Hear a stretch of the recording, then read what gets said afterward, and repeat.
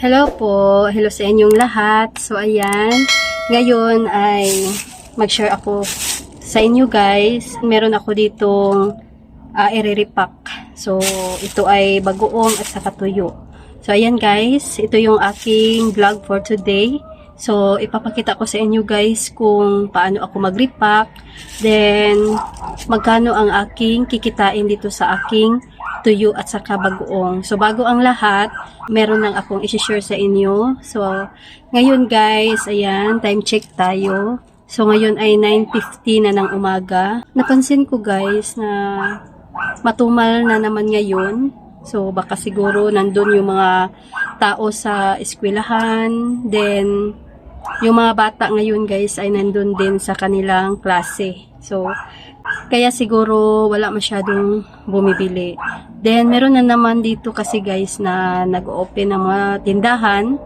Ang sa amin lang wala pa silang permit. So sana ay kumuha sila ng permit para ayan, kagaya din namin na kumukuha ng permit para dito sa tindahan. So ngayon guys, ayan, wala masyadong bumibili. So gagawa ako ngayon ng video na ayan, mag-share ako sa inyo dito sa gagawin ko ngayong umaga. Itong bagoong, i-repack ko ito guys. Then itong tuyo. Ayan. So ayan guys, sana ay magustuhan ninyo itong aking video for today. So ayan guys, keep on watching. So ayan guys, itong bagoong muna unahin kong repackin. So ayan, ito siya.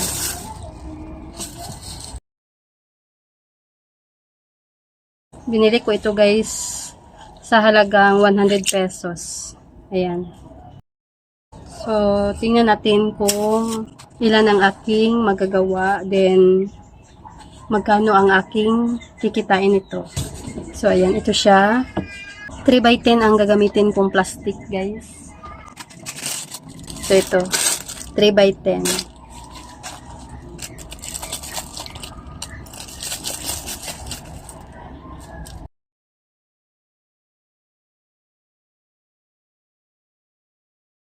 So, ganito ang ginagawa ko, guys.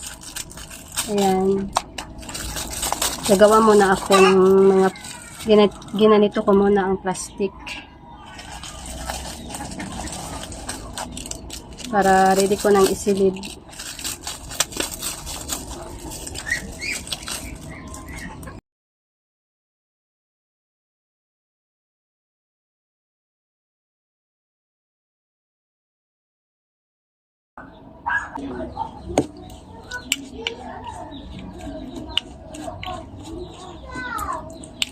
I-mix muna natin bago natin lipakin.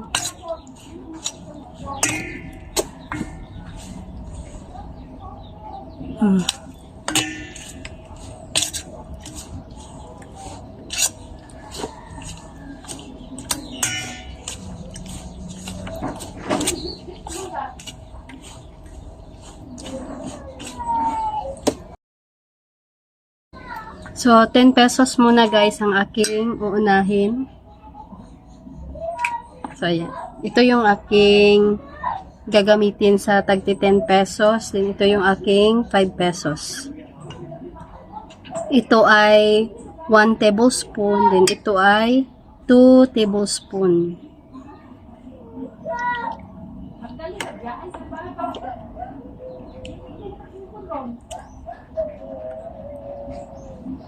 So, ayan guys.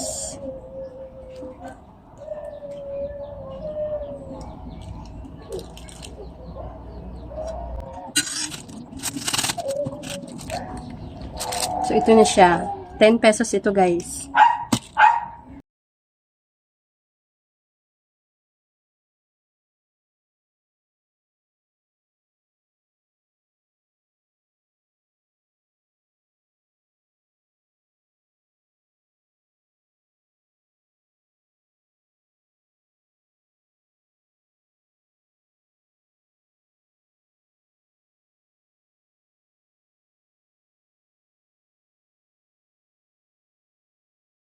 So, ayan, 10 lang ang ginawa ko na tag 10 pesos. So, the rest, guys, is 5 pesos na ito. Kasi mas hinahanap dito yung 5 pesos kasi affordable sa kanila. Ayan, hindi naman nila mauubos kasi guys, yung 5 pesos. Madami-dami na rin para sa kanila yung 5 pesos.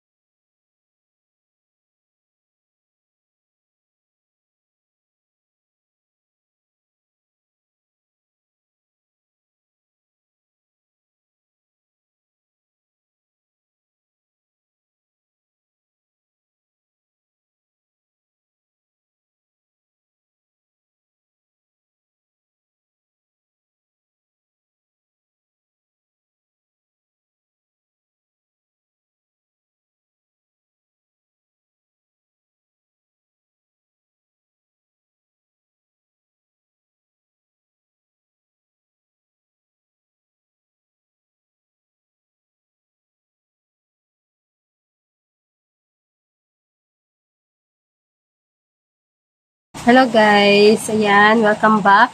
So, ngayon lang ako nakabalik. Ayan, gabi na. Dahil nabisi ako kanina. At ayan, meron kaming pinuntahan sa bayan. So, ayan guys, naripa ko na lahat ang bagoong at saka ang tuyo. Hindi ko na naipakita guys sa inyo ang tuyo kung paano ko ito naripak kasi medyo nabisi na talaga guys. So, naripak ko na siya. Hindi ko lang na videohan guys kanina ang paglipak ko ng tuyo. So, ayan. So, ito yun guys. Ipapakita ko sa inyo. Ayan. So, ito guys yung tuyo. 3 pieces ang laman nito. So, 3 by 16 ang plastic na ginamit ko dito. Ayan. So, yung brand ay Torino. At meron ding Havana guys. So, mamaya guys, ipapakita ko rin sa inyo ang bagoong. So, ngayon ay i-share ko sa inyo kung magkano ang aking na repack, kung magkano din ang aking kita dito, magkano ang aking tubo. So, ayan guys, magsimula tayo sa bagoong. So, ang puhunan ko sa bagoong ay 100 pesos. So, ang na-repack ko guys, ang aking nakagawa ako ng 25 pieces sa tagpa 5 pesos. Pag nabenta lahat, yun ay papatak guys na 125 pag nabenta. Then sa tagpi 10 pesos, ang ginawa ko sa aking nirepack na bagoong, yun guys ay papatak na 100 pesos ang aking kita doon pag nabenta. So nagtutal lahat guys ng 225 ang kita ko sa nirepack ko na bagoong. Then, ang puhunan ko lang guys, ima-minus natin. So, 100 ang aking puhunan. So, meron akong tubo guys na 125 pesos. Yun ang kikitain ko sa 1 kilo ng bagoong. Ayan. So, okay na rin guys. Meron na tayong 125 pesos. So, lagpas guys ng puhunan ang aking kita dito sa aking nirepack na bagoong. Ito kasi wala kasing nagbebenta dito sa amin ng tagpa 5 pesos, then 10 pesos.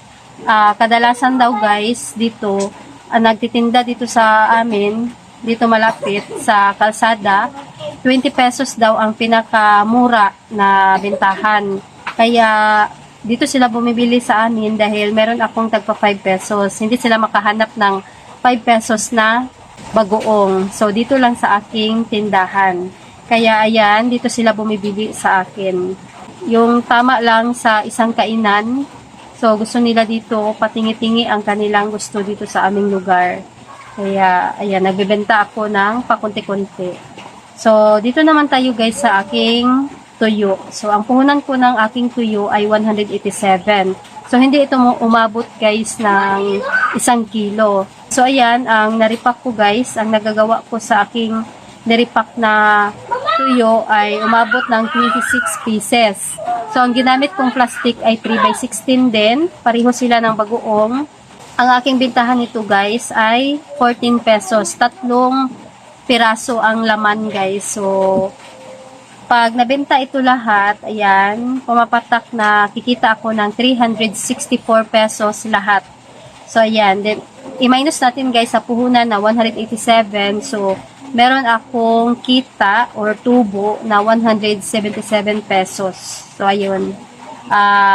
Okay na rin guys ito kasi medyo umabot tayo sa ang tubo natin malapit nang umabot sa ating puhunan. So, medyo malaki-laki talaga ang aking kinikita dito.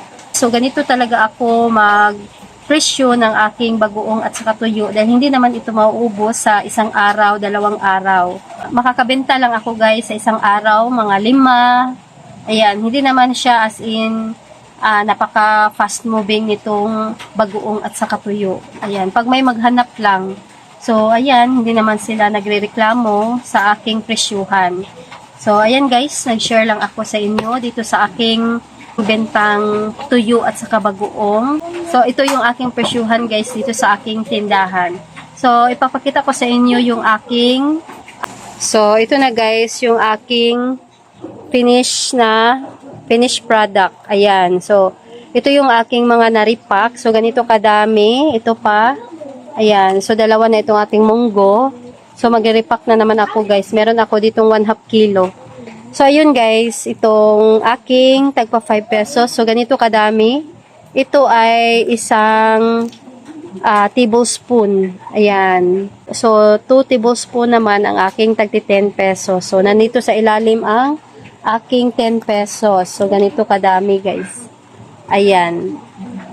So, ayan, ito yung aking pandagdag na tinda dito sa aking tindahan. Then, malaki din ang aking kita dito guys. At, ayan.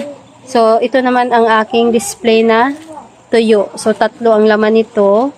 Ito ay tag 14 pesos. Ayan. So, meron ng mga bumibili guys. Kanina. Ayan. So, ngayon ay gabi na. Yan, tapos nang maghapunan ang mga kapitbahay namin. So, 9:03 na ng gabi. So, medyo umuulan dito guys ng kaunti. Ayan, paunti-unti. So, ayan guys. Ito lang ang share ko sa inyo. So, meron ako dito mani. Ayan. So, ganito ako dito sa aking tindahan guys. Ayan. Nagsisipag ako sa aking pagre-repack nito. Para, ayan, para kumita guys ng malaki. So, ito ako ang nagluluto ng aming mani. Then, ako rin ang nag-repack ng aming itong munggo. So, ayan guys, ito yung diskarte ko dito sa aking tindahan. So, ayan, nag-share lang ako dito sa aking ginagawa sa aking tindahan, sa aking mga diskarte. So, ayan guys, sana ay nagustuhan ninyo itong aking video for today. So, ayan, thanks for watching.